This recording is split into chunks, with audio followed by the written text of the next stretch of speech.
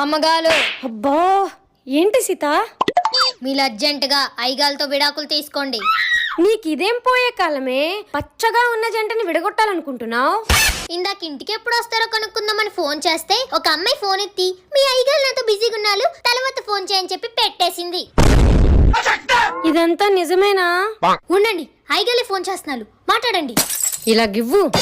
రే బక్కలోడా, నీకు నన్నెలా మోసం చేయాలనిపించిందిరా? టైంకి వెళ్ళిపోయి నువ్వు దాంతో ఉండడానికా వెళ్తున్నావు? మీరిద్దరూ పురుగులు పట్టిపోతారా.